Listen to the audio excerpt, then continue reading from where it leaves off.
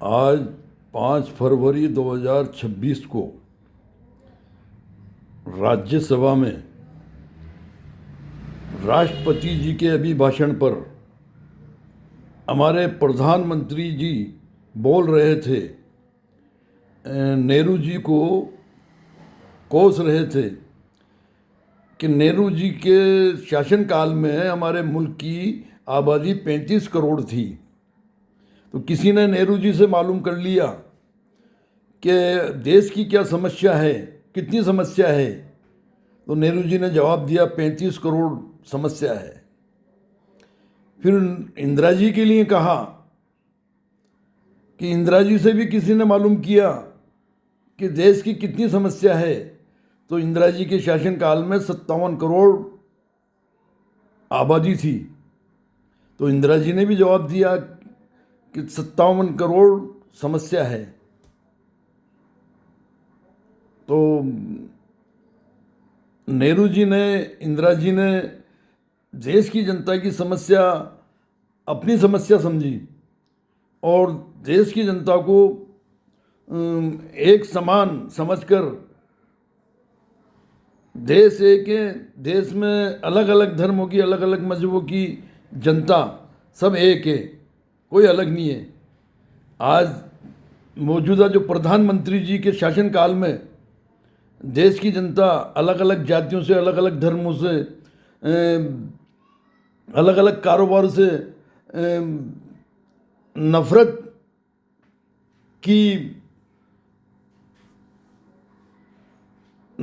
की जो पैदावार हो गई उससे बड़ी दुखी है। प्रधानमंत्री जी को खबर ही नहीं है। आज देश की जनता इतनी दुखी है कि हिंदू मुस्लिम के नाम से,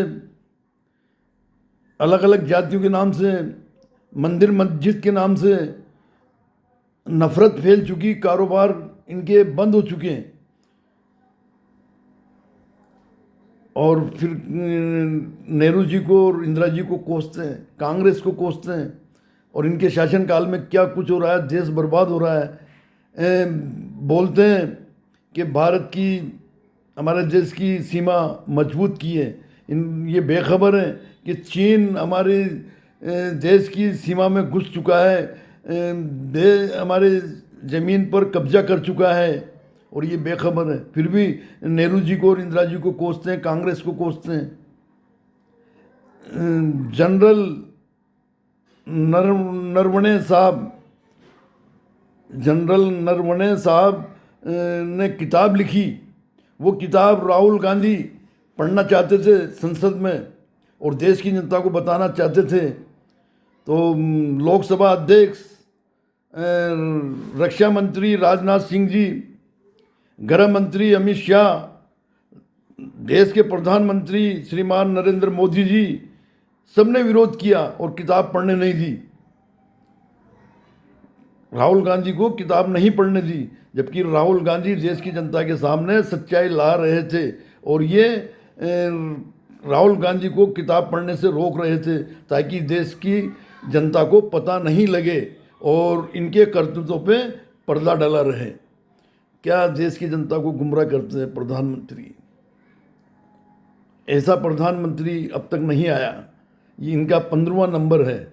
14 प्रधानमंत्री देश की खुशहाली के लिए, देश की एकता अखंडता के लिए, देश की तरक्की के लिए काम किया उन्होंने, और ये एक 15वें प्रधानमंत्री के रूप में देश को बर्बाद करने का काम कर रहे हैं। ये शासन पूंजीपति उद्योगपतियों के लिए कर रहे हैं और 80 करोड़ जनता का अधिकार छीन रहे हैं। 80 करोड़ जनता से इन्होंने सोना चांदी छीन लिया है। जो कोई गरीब मेहनतकश मजदूर अपनी बेटी के कन्यादान पर चांदी सोना देना चाहे तो नहीं दे सकता, किसी भी कीमत में नहीं दे सकता, क्योंकि ना तो इतना रुपया होगा, ना वो सोना देगा, ना चांदी देगा। इस प्रधानमंत्री ने 80 करोड़ देश की जनता से सोना चांदी छीन लिया है और 60 साल, 70 साल, 50 साल की बसी बसाई कॉलोनियों को, दुकानों को इनके शासनकाल में जमींदोज कर दिया गया और ये बेखबर है। और फिर भी कहते हैं कि मैं भारत को मजबूत कर रहा हूँ। झूठ बोलते हैं। धन्यवाद।